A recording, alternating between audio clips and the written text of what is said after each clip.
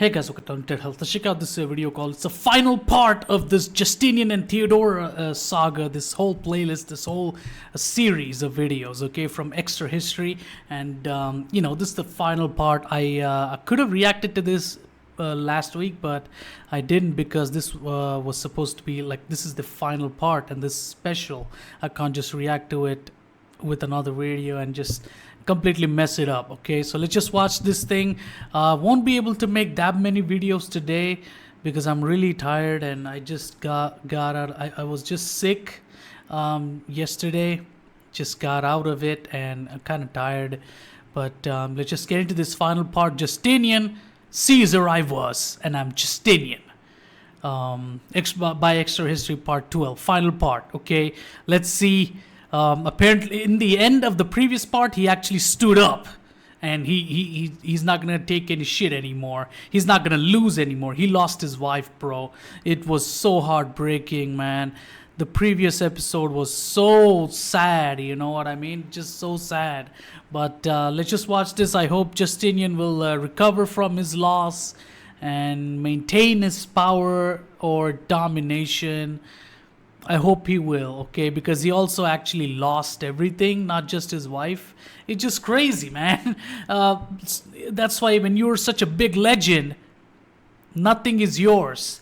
You just happen to become a legend. And it's either you lose everything, either by losing everything or after you die and shit. So it's like nothing is exactly yours other than the wealth that you accumulated throughout your life, okay?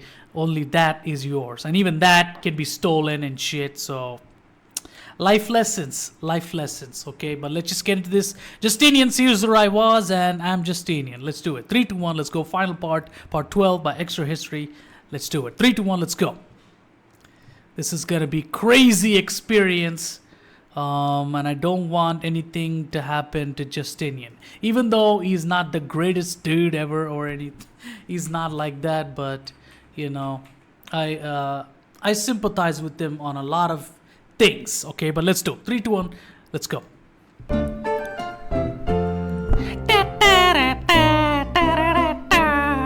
Our time with Justinian is nearly at an end. Yeah. His conquest of Rome lost, his people decimated by plague. The last man to dream of a reunited Rome has seen that dream slip through his fingers. But Justinian was never idle, even as he crossed his 65th year, and he was never one to give up on that dream. Yeah. And though it would never seem back as down, natural or as bitch. inevitable as it must have in the 530s, to the mind of Justinian, the thing that had once seemed his glorious destiny was still in the 550s his responsibility. And so, where luck, brilliance, and splendor once served, labor, persistence, and time would now be his tools. Yeah. With monumental effort, an empire near ruin was brought back to a functioning and even somewhat prosperous state. With renewed national fortunes came that lifeblood of armies, money. With the cash in hand to once again pay soldiers and equip troops, Justinian prepared to deal with the threats that had assailed the empire from all sides.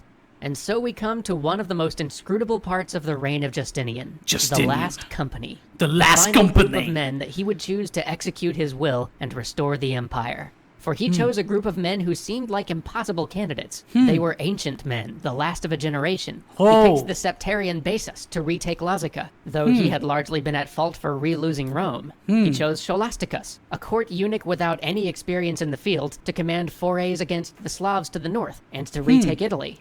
He picked the aging eunuch Narses, the same Narses who had bribed the demes for Justinian during Nika, and yes, the very same guy who may have doomed the first Italian campaign by disputing Belisarius' commands. It was a strange bunch to put in charge of an army, and yet in Lazica they won. They took Petra and at last made a peace with Persia that recognized Lazica as part of the Roman sphere. And in the Balkans they won. It may have taken some diplomatic wizardry from Justinian, but they won. And in Italy? In Italy, Narses did what Belisarius could never do. He finally kicked the Ostrogoths out of Italy entirely.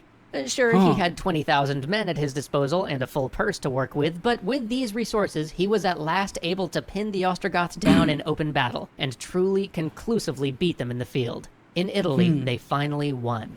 Heck, while Narses was out in Italy, Justinian even received a letter from Hispania requesting his help, and sent 2,000 men under the command of the octogenarian bureaucrat Liberius, who promptly took over half the country and set up the province of Spania. Shit. If nothing else, Justinian's one great talent was somehow, even when all odds seemed against it, knowing exactly the right person to pick for a job. And that talent hadn't failed him, even when so much else had.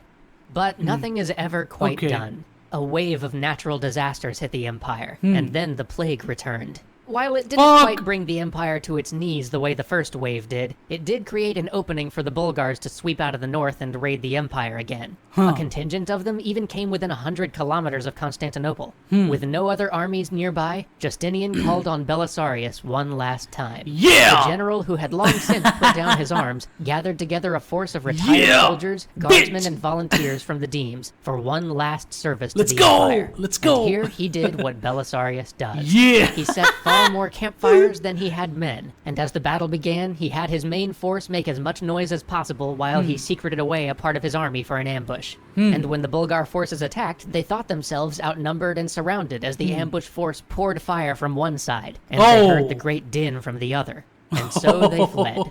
But that would be the last service for Belisarius. And one by one, the chapter closed on all of our players. Tribonian had died in 542. Theodora in 548. John the Cappadocian fades out of the historical records sometime in the 550s. In 554, mortality makes even our historian Procopius put down his pen.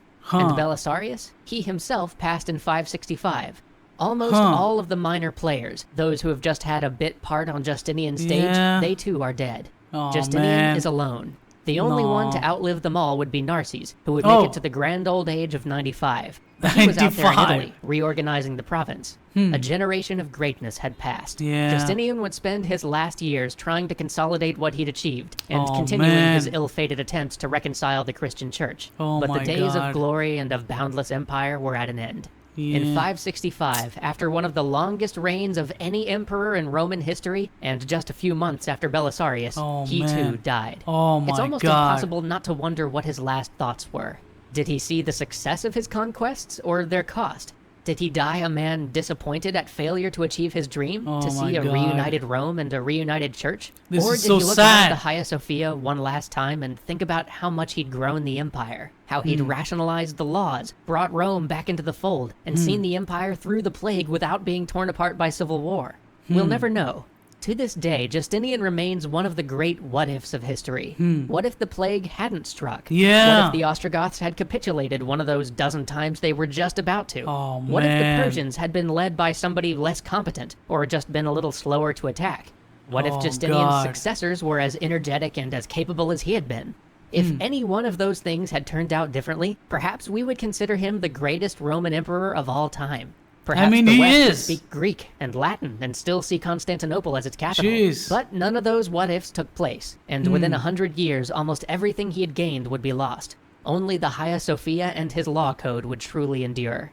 And for his conquests, for his vision of a Western empire, what did he sacrifice? Perhaps everything. He emptied the Byzantine treasury, taxed heavily, created thousands of miles of new borders to guard for an empire reduced by plague and a soldiery reduced by his own wars. Italy would turn out to cost the empire more than it ever brought in, and North Africa would suffer a series of rebellions and convulsions due to his inability to pay the troops there. Would the Byzantines be so unprepared for the Muslim conquest 70 years later if Justinian hadn't squandered the empire's resources on the ephemeral West? Would the empire have been bled dry by continuous Persian wars and further conflicts with barbarian tribes to the north if Justinian had just instead focused all that energy on settling these problems rather than his romantic dream of restoring Rome? But for all this, one can't help but respect the dream and the monumental efforts of the men of his age to make it come true. And in hearing about his work, one can't help but get a little lost in that dream, and imagine what the empire would have been if he'd achieved the success he came so close to. So we leave Justinian and all those who stood by his side as a question and a cautionary tale, an enigma and a promise, a parable to inspire us to dream, and a warning against being blinded by our own vision. And though the reign of Justinian is at an end, we continue to feel the echoes of these men and women centuries later, their triumphs and their failures. Thanks for watching. We'll see you next time. Dang! This shit is insane. And also, like, how can How can you be cautious of being blinded by your own vision? You have no vision if you're cautious about your vision. You know what I mean? You have no vision if you're cautious about your own vision. You have to be, if you're blinded by your vision, that's totally understandable. You have a strong passion for your vision. End of story, you know. And that's what, Justinian wanted to do. And, he could have achieved even more. And he could have been, also, like, I would say that it's not like he has lost a great role or anything. It's not like he failed at his at fulfilling his vision or anything. He was able to do what he could. He's actually the greatest Roman emperor. Let's be honest, one of the greatest, if not the greatest. Okay, because he was able to do what no other could do, and he could do a lot.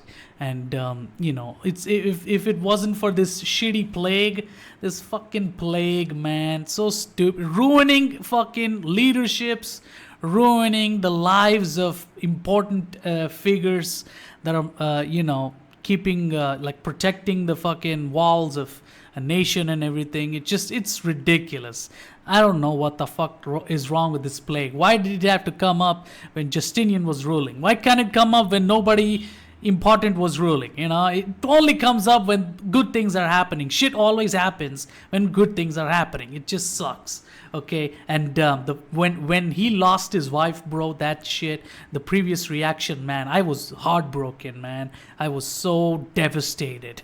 I felt so bad for him. He was crying out loud. Oh man, jeez, that's like true love. Holy shit, when have you seen true love, especially in these modern times? There's no true love anywhere.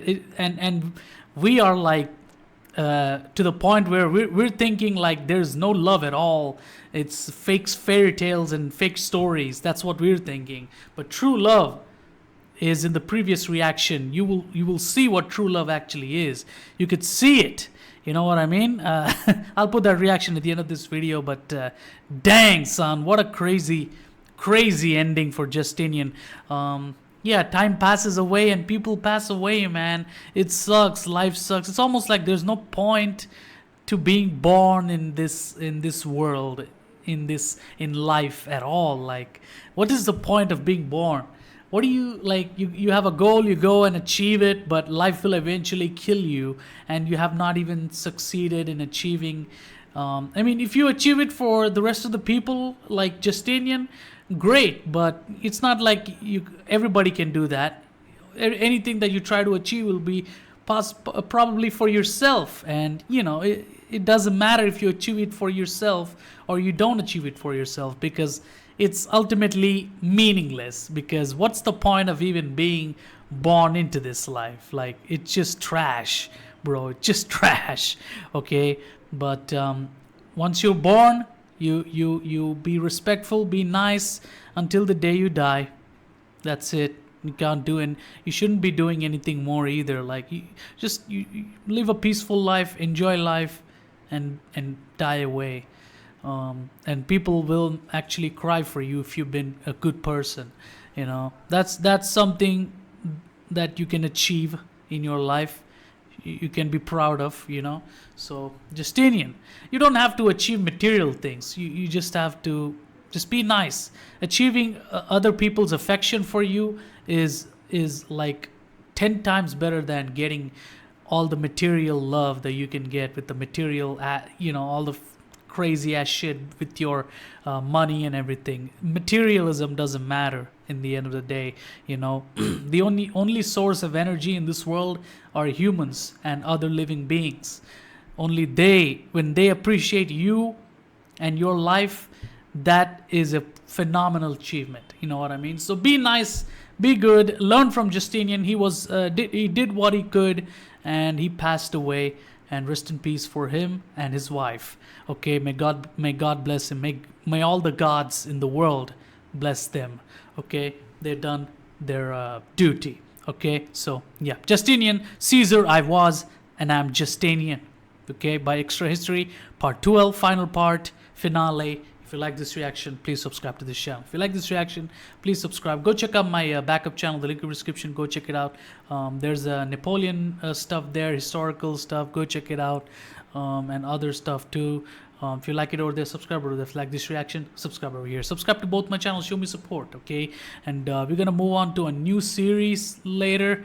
I have a bunch of things suggested to me by a lot of commentators on my in the comment section of my channel. So on my videos, so I will definitely check it out, pick one of them and start reacting to that. Okay, if you like this reaction, please subscribe. If you want to see more, go check out my other videos. I'll put my previous reaction and the one before at the end of this video, and go check out the whole playlist. I've put the whole playlist, all my reactions here, so you can watch it. And every series that I start, I make a playlist, so you'll have an entire playlist. Go check out my playlist tab in my channel. You'll have a lot of playlists. Okay, so yeah, that's the first reaction. Please subscribe to both my channels, and I'll see you guys later. Rest in peace, Justinian and Theodora. They were good. I'm actually surprised they were that good, as long as they lasted. Rest in peace. I'll see you guys later. Goodbye.